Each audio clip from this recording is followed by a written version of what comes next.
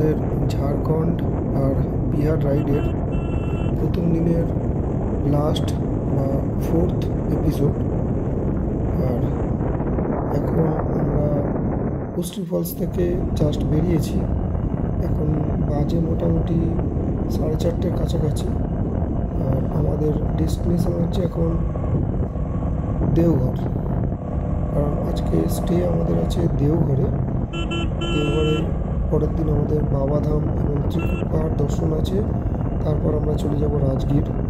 তো সেই উদ্দেশ্যেই আমরা আজকে যাব দেওঘর।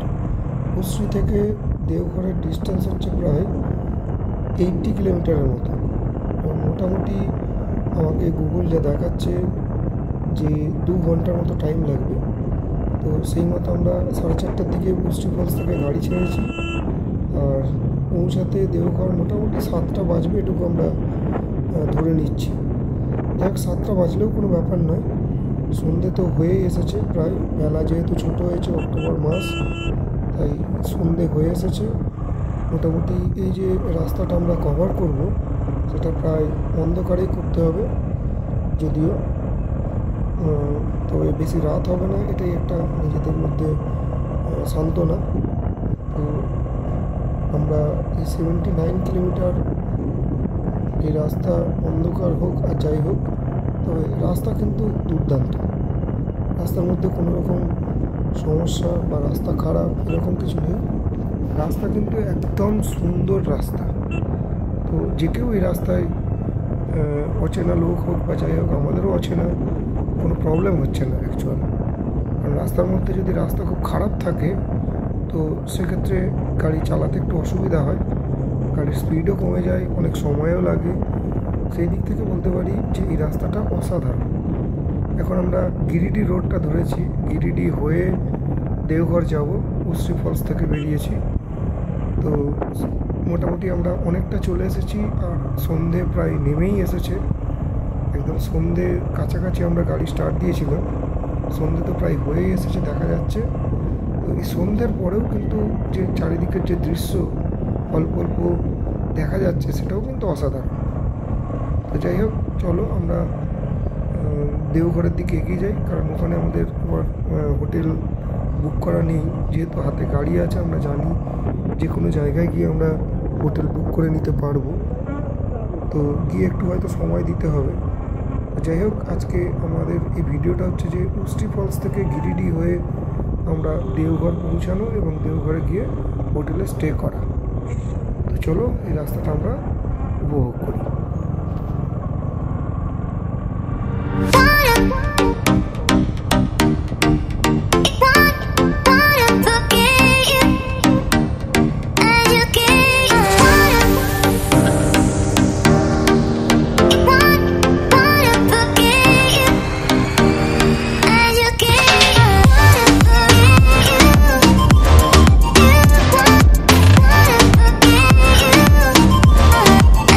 You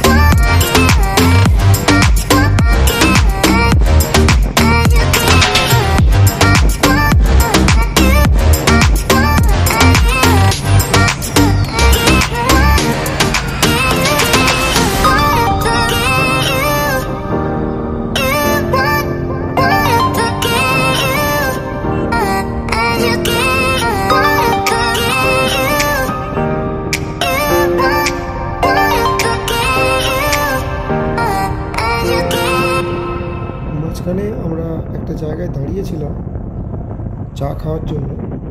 তো ওই ছেলেটির সঙ্গে একটু কথা হচ্ছিল যে এই রাস্তাটায় কোনো সমস্যা আছে কি না সন্ধ্যের পর। বললো না, কোনো সমস্যা নেই, এটা স্টেট হাইওয়ে এবং সারা রাত প্রচুর গাড়ি চলে। তো যাই হোক, ওর কথাতে একটু ভরসাই পেয়েছিলাম। কিন্তু এই যে রাস্তাটা এখন যাচ্ছি, পরিষ্কার যা দেখতে পাচ্ছি যে প্রচণ্ড অন্ধকার এবং দুপাশে বেশ ঘন জঙ্গল আছে।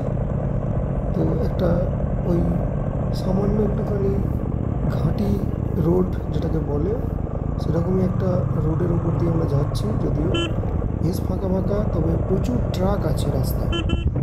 তো সেগুলোতে একটু সাবধান, কারণ যেহেতু বোথ হয়ে রাস্তা, ওয়ান ওয়ে বলে একটা সুবিধা থাকে। এটা যেহেতু বোথ হয়ে রাস্তা, সেহেতু উল্টো দিক থেকে প্রচণ্ড গতিতে গাড়ি আসছে, সেগুলোকে একটুখানি সাবধানে দেখে যেতে হচ্ছে, যার জন্য গাড়ির স্পিড খুব একটা নেওয়া যাচ্ছে না। তো স্পিড নেবও না, কারণ আমরা জানি মোটামুটি 7 নাগাদ আমরা পৌঁছে যাব, সেটাই আমাদের টার্গেট আছে। তো সেইভাবেই আমরা এগোচ্ছি। যাই হোক, যতটা তাড়াতাড়ি এই রাস্তাটাকে কভার করা যায় আমরা সেই চেষ্টাটাই করছি। আর বেশি বাকি নেই দেওঘর আসতে, মোটামুটি আর 20 কিলোমিটারের মতো বাকি আছে। চলো রাস্তাটা দেখো কীরকম অন্ধকারময় এবং ভয়ঙ্কর রাস্তা।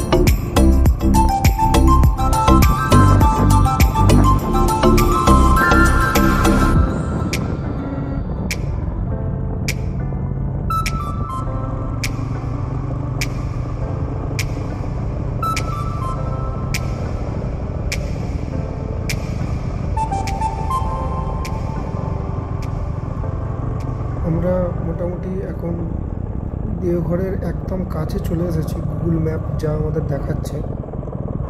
আর বেশি বাকি নেই, প্রায় দেওঘরে ঢুকেই গেছি বলতে গেলে, সামান্য একটু বাকি। আর একদম দেওঘর যে ছোট্ট শহর, সেইখানে ঢুকে আমরা দেখব হোটেল কোথায় পাওয়া যায়। তো আগে একদম প্রপার দেওঘরে ঢুকি, খুব কাছেই আমরা এসে গেছি।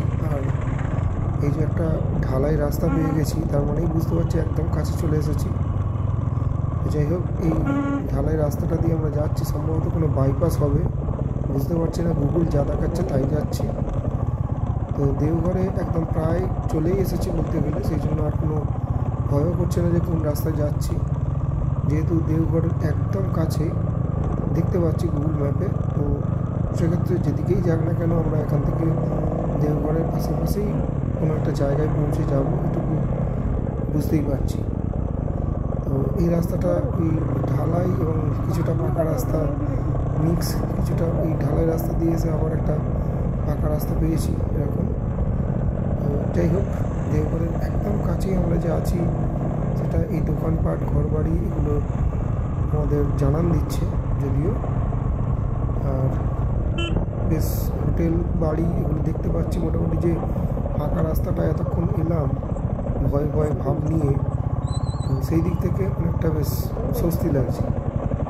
আর সামনে যে কিসের জ্যাম বুঝতে পারছি না। ডান দিক দিয়ে আমরা এগোচ্ছি, যেহেতু বাইক বলে এগিয়ে যেতে পারছি। সামনে বেশ কিছু বাইকও যাচ্ছে, ওদের পেছনে যাচ্ছি। প্রচণ্ড জ্যাম হয়েছে, কোনো কারণবশত গাড়ি দাঁড়িয়ে আছে, সম্ভবত রেলগেট আছে, সম্ভবত রেলগেটের জন্যই গাড়ির এত জ্যাম, প্রচণ্ড জ্যাম। ভাবতে প্রচুর গাড়ি। রেলগেট ওই যে দেখা যাচ্ছে, রেলগেটটাকে ক্রস করতে হবে। চলো আগে রেলগেটটা ক্রস করি। প্রচণ্ড জ্যাম হয়েছে, স্বাভাবিক একটা ট্রেন গেলে গেট পড়লে যা হয় আর কি। দুদিক থেকে প্রচুর গাড়ি আটকে গেছে, প্রচণ্ড জ্যামের মধ্যেই আছি আমরা আটকে। গাড়ি কোনো দিক দিয়ে মুভ করতে পারছে না এই অবস্থায়। একদম প্রায় দেওঘরেই আমরা এসে গেছি, সম্ভবত কাছে পিঠেই দেওঘর কোনো স্টেশন হবে, সেরকম একটা জায়গাতেই আমরা রেলগেটে এভাবে দাঁড়িয়ে গেছি। যাই হোক, আমরা রেলগেটটাকে ক্রস করি চলো।